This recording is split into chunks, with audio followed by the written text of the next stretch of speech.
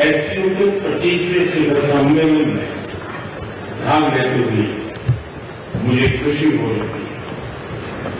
हमारे शानदार स्वागत और आतिथ्य सत्कार के लिए मैं राष्ट्रपति श्री का हार्दिक आभार व्यक्त करता हूं।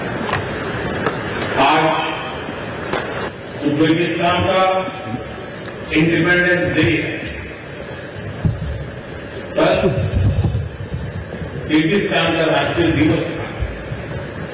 इस अवसर पर मैं दोनों लीडर्स को बधाई और शुभकामनाएं देता हूं। एक्सेलेंसी, पिछले 24 वर्षों में एचसीयू का पूरे यूरेशिया क्षेत्र की एक्सटेंडेड फैमिली को जोड़ने में बहुत महत्वपूर्ण योगदान रहा। भारत ने एक सक्रिय सदस्य के रूप में हमेशा कंस्ट्रक्टिव और सकारात्मक भूमिका निभाई।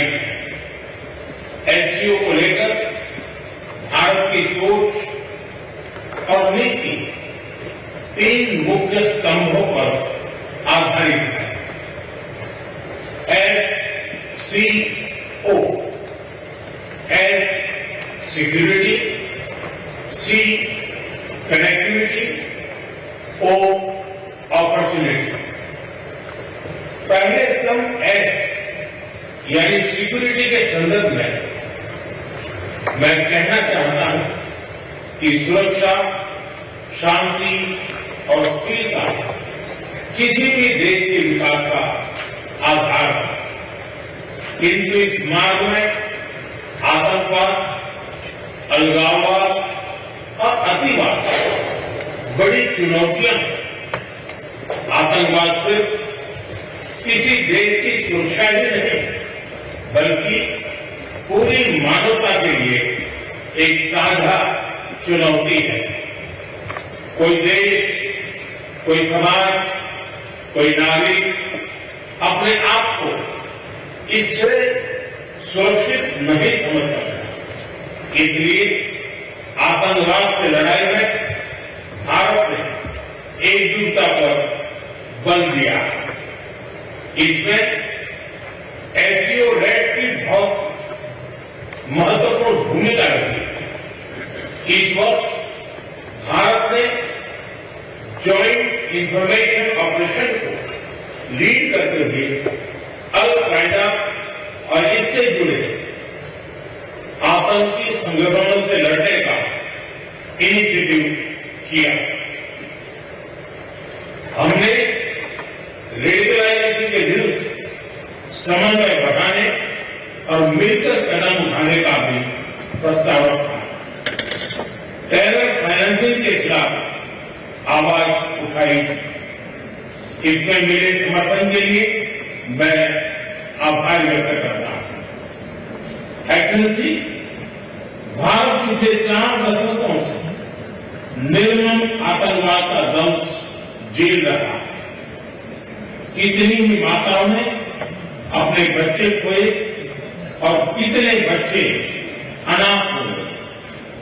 हाल ही में हमने पहलगाम में टेररिज्म का बहुत ही घिनौना रूप देखा। इस दुख की घड़ी में जो मित्र देश हमारे साथ खड़े रहे, मैं उनका आभार व्यक्त करता हूं। यह हमला केवल भारत की अंतरात्मा पर भी आघात नहीं था, यह मानवता में विश्वास रखने वाले हर देश, हर व्यक्ति को खुली चुनौती थी।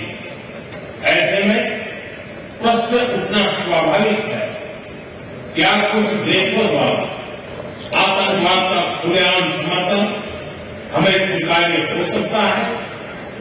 एक्सेलेंसी, हमें स्पष्ट रूप से और एक स्वर में कहना होगा कि आतंकवाद पर कोई भी डबल स्टैंडर्ड स्वीकार्य नहीं होंगे।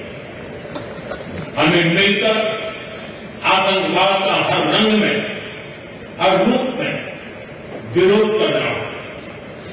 ये मानवता के प्रति हमारा दायित्व है। एक्सलेंसी, अब मैं दूसरे स्तंभ सी यानी कनेक्टिविटी पर अपने विचार रखना चाहूंगा। भारत का हमेशा से मत रहा है कि मजबूत कनेक्टिविटी से केवल व्यापार ही नहीं बल्कि विश्वास और विकास के द्वार भी खुलते हैं।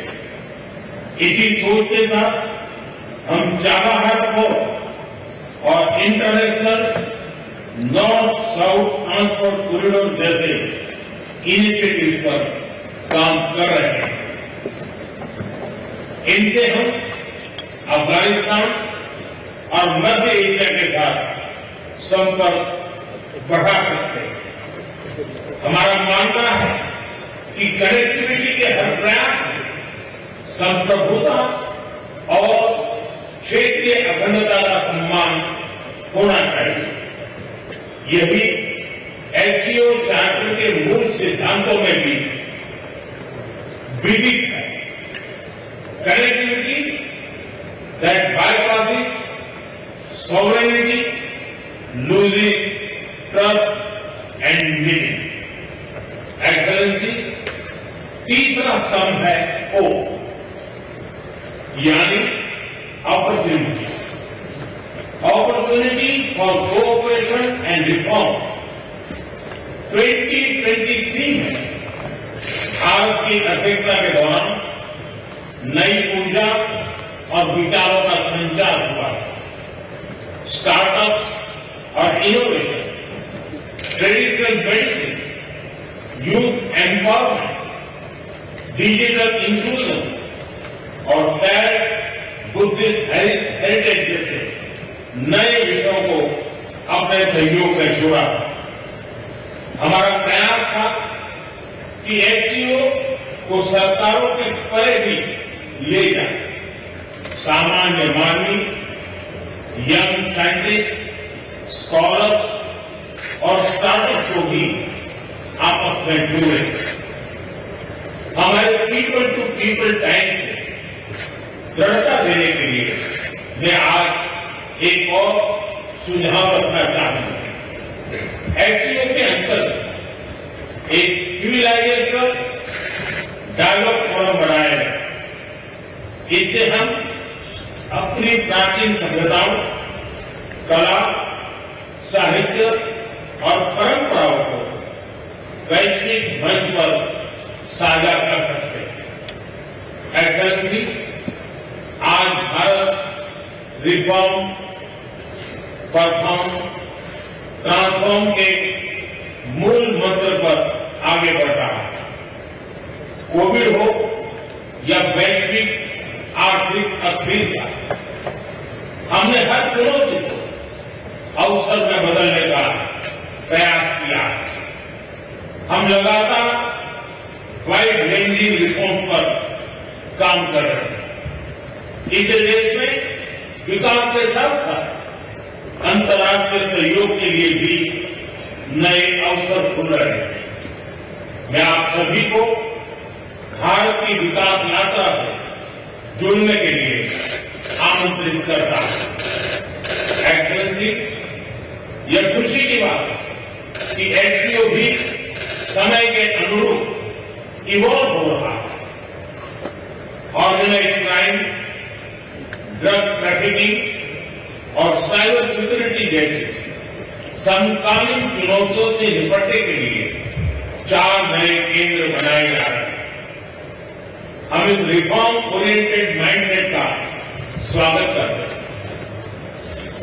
वैश्विक संस्थानों में रिफॉर्म के लिए एससीओ सदस्य आपसी सहयोग बढ़ा सकते हैं।